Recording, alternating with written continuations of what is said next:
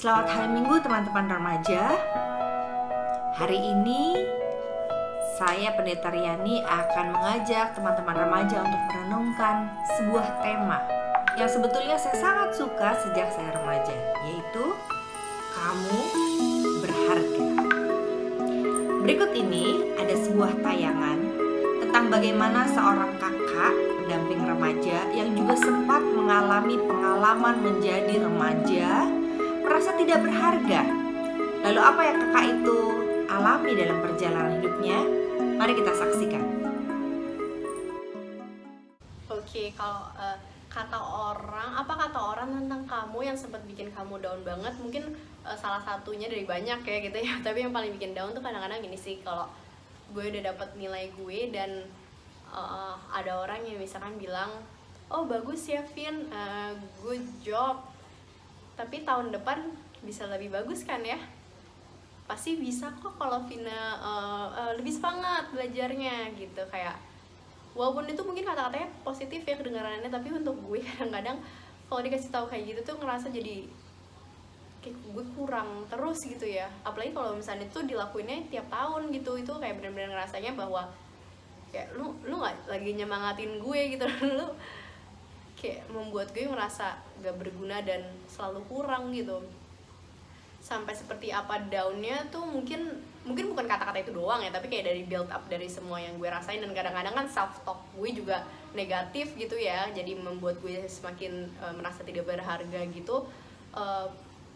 Bisa sampai gue mikir gitu sih, kayak sebenarnya gue ngapain ya dari dunia ini gitu ya. Kayaknya kok kalau gue nggak ada, orang tuh juga nggak akan kehilangan apa-apa gitu. Kayak orang juga akan biasa-biasa aja, dan bahkan mungkin lebih seneng gitu. Kayak gue sering banget sih dulu bayangin misalkan temen gue atau siapa orang lain ada di posisi gue, kayak pasti bisa melakukan yang lebih bagus gitu. Kayaknya kok gue nggak berguna aja gitu ya, kok kayaknya gue nyusahin orang aja gitu di sini dengan hidup di sini gitu. Itu bener-bener sering banget sih ngerasa kayak gitu. Tapi kayak yang bikin akhirnya gue masih di sini gitu ya itu bener-bener mungkin konsistensi Tuhan untuk selalu mengingatkan gue betapa berharganya gue dan betapa dia sayang banget sama gue sih.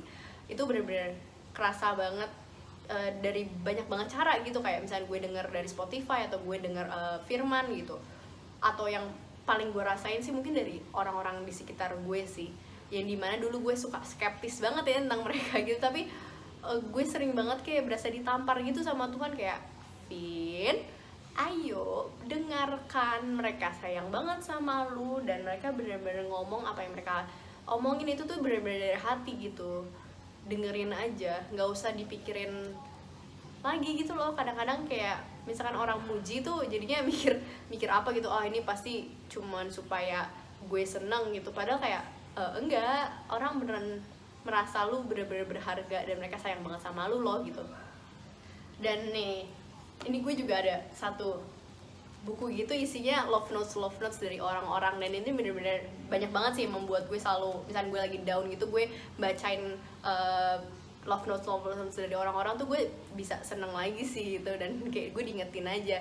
Jadi makanya kayak hal-hal kecil yang kita lakuin buat orang lain tuh kadang-kadang mungkin kita nulis love notes kan simple banget ya, tapi itu bisa berarti banget loh bagi orang lain. Dan akhirnya gitu sih, kayak karena gue mau orang lain untuk ingat gitu bahwa coy, lu tuh berharga banget dan Tuhan sayang banget sama lu, dan gue juga sayang banget sama lu. Itu tuh jadi lebih kenceng gitu ya keinginan gue. Apalagi ini sih ayat pegangan gue tuh Yesaya 43 ayat 4 gitu, yang kayak kata-kata itu, karena kau berharga dan mulia dan aku mencintai kamu banget gitu. Itu bener-bener kerasa sih dimana bahwa Tuhan itu sayang banget sama kita dan merasa kita tuh berharga banget. Itu bukan dari apa yang kita lakuin, tapi karena emang dia sayang banget sama kita. Dan bahwa dari sejak kita lahir, dari kita di sini aja, dari kita udah bisa di dunia aja, itu tuh it's something magical gitu. Dan itu tuh bener-bener berharga banget gitu, dan lu tuh berharga banget. Itu tuh bener-bener kerasa banget sih dimana kayak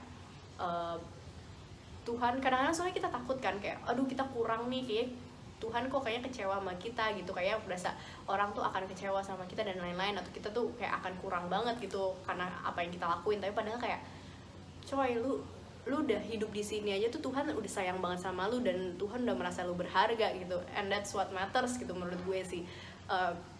Bahwa Tuhan pencipta yang sehebat itu aja bisa melihat, bukan bisa, tapi kayak bener-bener sayang dan melihat lu satu persatu. That's what matters sih menurut gue.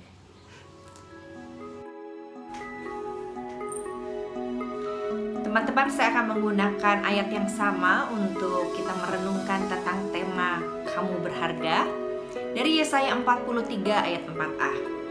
Firman Tuhan berkata, oleh karena engkau berharga di mataku dan mulia, dan aku ini mengasihi engkau. Teman-teman remaja, pernahkah teman-teman merasa seperti yang dialami oleh Kavina?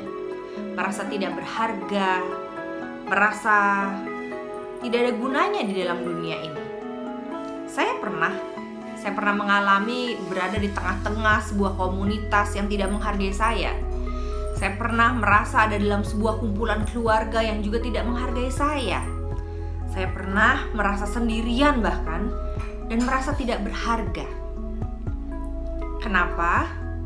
Karena kata-kata negatif tentang saya, entah itu tuduhan dari dalam hati atau tuduhan dari orang lain, melekat erat dalam benak dan hati saya. Hal ini sangat menyakitkan. Hal ini sangat membuat saya merasa tidak punya maknanya lagi di dunia ini. Jikalau kita merasakannya, ini juga yang dialami oleh bangsa Israel. Bangsa Israel dalam bacaan kita merasa bahwa mereka tidak berharga karena mereka berhadapan dengan orang-orang bangsa-bangsa yang tidak menghargai mereka, bahkan lebih hebat, lebih kuat, lebih berkuasa, lebih punya segalanya. Dan akibatnya mereka yang tidak mengenal Allah itu merendahkan bangsa Israel, menindas bangsa Israel, menjajah, membuat mereka merasa sangat tidak berharga dan berdaya. Disitulah kehadiran Yesaya sebagai wakil Tuhan menyatakan suara Allah yang pesannya berisi, kamu berharga di mata Tuhan dan Tuhan mengasihi engkau. Apa konsekuensinya kalau Tuhan mengatakan bahwa aku berharga? Konsekuensinya adalah orang Israel diangkat oleh Tuhan, diberi kuasa oleh Tuhan, diberi kemampuan oleh Tuhan untuk menghadapi musuh-musuh yang merendahkan dia, melawan mereka, bahkan mengalahkan mereka, sehingga akhirnya Israel boleh mengatakan, aku juga merasa berharga di mata Tuhan, di mata dunia, di mata masyarakat, bahkan buat diriku sendiri. Maukah teman-teman mengalaminya? Mengalami bahwa sungguh Tuhan menghargai teman-teman. Seperti uang ini. Teman-teman lihat berapa harganya? Kalau saya membeli sesuatu dengan harga ini, misalnya saja saya membeli sebuah burger yang sangat mahal, sampai saya menghabiskan uang ini, maka harga burger ini adalah seharga uang ini. Bedanya, kalau saya lipat, atau saya lecek-lecek, atau saya ludahi dia, apakah teman-teman masih mau memilikinya? Sudah kotor loh, sudah rusak loh, sudah lecek loh, sudah bau loh. Dia tetap berharga, bukan? Karena si pencipta uang ini tetap memberikan harga 100.000 kepada uang ini, walaupun dia sudah lecek, walaupun dia sudah bau, walaupun dia sudah tampak tidak mulus lagi. Demikian juga dengan teman-teman. Lihat pada penciptamu, siapa yang menciptakanmu dan dengan harga berapa dia menciptakanmu. Maka siapapun orang yang bicara tentang kamu tidak punya hak untuk menilaimu, merendahkanmu, dan membuatmu tidak berharga. Mari kita dengarkan tayangan satu ini lagi dari Kanares. Halo teman-teman, nama aku Nares dan aku akan menjawab pertanyaan Karyani mengenai omongan orang apa yang pernah bikin aku down. sedown apa waktu itu dan bagaimana aku bangkit dari kondisi itu. Sebenarnya yang paling berkesan adalah mengenai penampilan fisik dan how I act as a woman. Aku growing up sering banget dengar orang ngomong Nares terlalu cengeng, Nares terlalu sensitif, Nares udah item, kecil, petakilan. Nares adalah kalau di geng cewek-cewek, Nares tuh yang jelek, yang motoin doang dan segala macem. Dan itu membuat aku membenci diriku sendiri. Aku down banget, sampai kadang gak jarang aku ngaca terus aku nangis karena aku merasa jelek. Dan akhirnya sampai di titik aku mencari cara lain untuk membuktikan diriku ke depan banyak orang, yaitu dengan nilai di sekolah. Aku mendorong diriku melewati batasku demi dapat nilai bagus supaya diakui oleh banyak orang. Dan itu capek teman-teman. Aku jadi sering sakit, aku jadi lupa makan terus, sering banget masuk rumah sakit gara-gara stres belajar dan lupa makan, sampai mbak-mbak UGD-nya, suster-suster UGD-nya hafal sama aku, itu sering banget. Dan jadinya sangat gak sehat buat aku. Itu masa-masa gelap banget sih sebenarnya. Kadang-kadang sampai sekarang pun aku masih sering merasa gak cukup, aku masih sering merasa jelek, tapi a lot better. Gimana caranya aku bisa a lot better? Yaitu sebenarnya karena aku punya teman-teman yang baik, teman-teman yang gak pernah berhenti mengingatkan aku bahwa aku enough, teman-teman yang setia banget dengerin aku nangis gak jelas karena aku jelek, yang selalu semangat ngingetin aku bahwa aku cantik, ngingetin aku bahwa aku pintar. Dan di situ aku sadar bahwa di tengah dunia ini sulit sekali mencari true friends, dan Tuhan kasih aku banyak true friends, dan aku merasa Tuhan tuh sayang banget ya sama aku. Walaupun aku bilang aku jelek, walaupun aku merasa aku kurang pintar terus, walaupun aku sering banget menyakiti diriku sendiri dengan bikin diriku sakit karena aku mau push myself over the limit terus, tapi Tuhan tetap setia. Tuhan tetap setia memberikan aku teman-teman yang selalu bisa bikin aku ketawa, selalu bisa nyemangatin aku, ingetin aku makan, marahin aku kalau makananku gak habis. Dan aku inget bahwa ada ayat Alkitab yang bilang, God, I am fearfully and wonderfully made. Di situ aku juga jadi merasa, oh iya ya, Tuhan tuh bikin aku special. Tuhan tuh bikin aku dengan semua kelebihan dan kekuranganku tuh gak kurang, semuanya cukup cukup baik untuk mengerjakan pekerjaan baik yang sudah Tuhan sediakan buat aku. Gara-gara itu, gara-gara teman-temanku, gara-gara ayat Alkitab itu, dan sekarang lagi orang sering banget ngomongin tentang self love, aku belajar untuk menerima bahwa kalau Tuhan aja bisa sayang sama aku unconditionally dengan kelebihan dan kekuranganku, kenapa aku gak bisa terima kelebihan dan kekuranganku? Jadi hal pertama yang aku lakukan adalah aku terima, aku punya kelebihan, aku punya kekurangan. Dan yang kedua yang aku lakukan adalah setiap kali aku dengar orang ngomong jelek tentang aku, orang mencoba membuat aku down dengan kata-kataan mereka, aku cari lagi di Alkitab, Tuhan tuh ngomong apa sih tentang aku? Dan setiap kali yang aku baca sih sampai sekarang yang aku temukan adalah I am fearfully and wonderfully made, I am special. Dan itu juga berlaku untuk teman-teman semua. Jadi whenever you feel insecure, cari lagi di Alkitab, Tuhan tuh bilang apa sih tentang teman-teman. And God loves you unconditionally, so you have to believe that, and you should love yourself too. Semangat teman-teman, God bless you.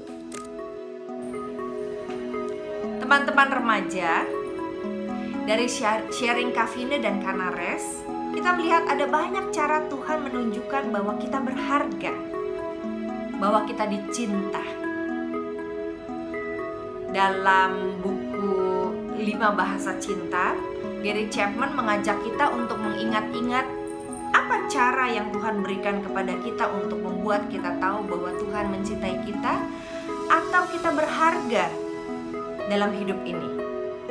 Pilihlah 2 dari 5 cara. Ada yang merasakan cinta atau merasakan keberhargaannya hidup ketika ia mendapatkan hadiah.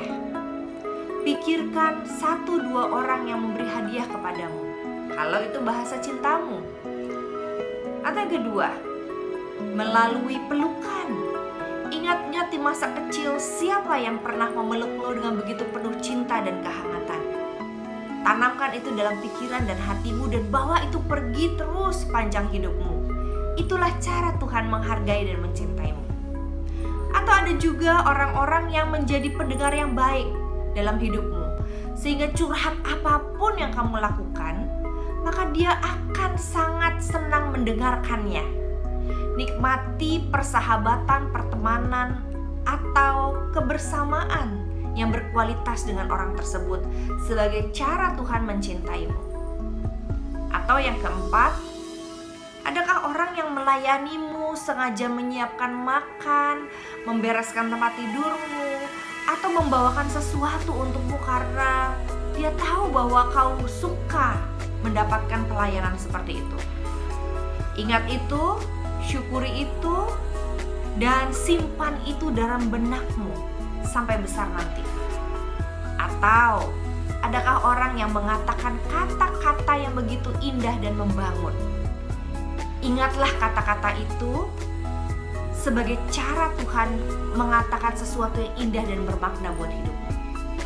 Teman-teman, jikalau teman-teman sudah mendapatkan cara Tuhan mencintaimu, cara Tuhan menghargaimu, biarkan sebanyak-banyaknya orang, berbagai cara, berbagai kesempatan, mengisi hatimu dengan keyakinan bahwa aku berharga di mata Tuhan dan mulia, dan aku ini milik dan dikasihi oleh Tuhan. Yang pertama, berarti yakini diri bahwa engkau berharga. Sambil bercermin nih, kita bisa bilang, Riani, kamu tuh berharga di mata Tuhan dan mulia, dan Tuhan mengasihi kamu, Ri. Saya pernah melakukan itu waktu saya remaja dulu, sambil membaca Yesaya 43 ayat 4a. Hanya saya dan Tuhan yang bisa menghargai diri saya sendiri. Coba deh. Yang kedua, perhitungkanlah orang-orang yang ada di sekitarmu yang menunjukkan cinta. Pahatkan itu di hatimu dan pikiranmu, bawa itu terus dalam memorimu. Singkirkan mereka yang mengatakan yang tidak baik dan menjatuhkan hidupmu. Karena sampah-sampah itu harus dibuang dan tidak disimpan dalam hatimu. Dan yang ketiga, berkaryalah. Gunakan apa yang kau suka, yang kau mahir melakukannya, yang kau tahu bahwa Tuhan hanya memberikan itu kepadamu dan tidak kepada keluargamu atau kepada teman-temanmu yang lain, karena itu keunikan yang Tuhan beri kepadamu. Nikmati itu, gunakan itu, dan lakukanlah terus, berkaryalah terus melalui talenta atau kelebihanmu itu. Ada yang kelebihannya bicara sehingga membuat orang tersenyum, lakukan itu dengan sukacita. Ada yang kelebihannya mendengarkan, bahkan memperhatikan apa yang orang lain katakan, mengingat dan memberi respon terhadapnya dalam bentuk empati atau kepedulian. Lakukan itu dan buat orang lega, tenang, nyaman, dan tersenyum karenamu. Ada yang punya keahlian atau talenta yang Tuhan beri, menggambar, menyanyi, memainkan alat musik, memperhatikan lewat kata-kata dan mengirimkan pesan melalui sosial media atau jalur pribadi. Ada juga yang punya keahlian mengamati. Setelah berdiam diri lama, mengamati, lalu memberitahukan 1-2 kalimat kepada temannya apa yang penting dan berharga dalam hidupnya. Si pengamat juga memberikan kebahagiaan pada teman atau sahabatnya, atau bahkan pada keluarganya. Atau di antara teman-teman ada yang saya punya talenta membawa damai. Setiap kali saya datang, pasti kedamaianlah, kerukunanlah yang terjadi. Ada yang punya talenta memberi semangat. Kehadirannya membuat satu kumpulan menjadi bahagia. Lakukan itu. Apapun kelebihan teman-teman, temukan, lakukan, dan buat orang bahagia. Maka ketika membahagiakan orang lain, sesungguhnya kita sedang berharga. Berharga buat diri kita, berharga buat orang lain, berharga sebagai pemberian Tuhan. Akhir kata, teman-teman remaja, biarlah Roh Kudus bekerja, membuat teman-teman tahu bahwa hidup teman-teman yang Tuhan beri selama kita bernafas, maka itu pemberian Tuhan untuk membuat diri kita berharga, tapi juga membuat orang lain di sekitar kita juga merasa berharga. Karena kita, karena ucapan kita, karena kehadiran kita. Selamat menjalani hidup yang penuh dengan harga. Tuhan memberkati. Amin. Mari kita berdoa.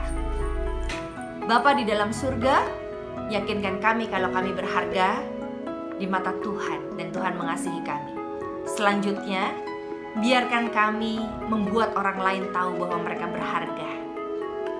Karena kami ada agar orang lain tahu Tuhan menghargai mereka melalui kami. Dalam Kristus kami berdoa. Amin. Selamat hari Minggu. Tuhan memberkati.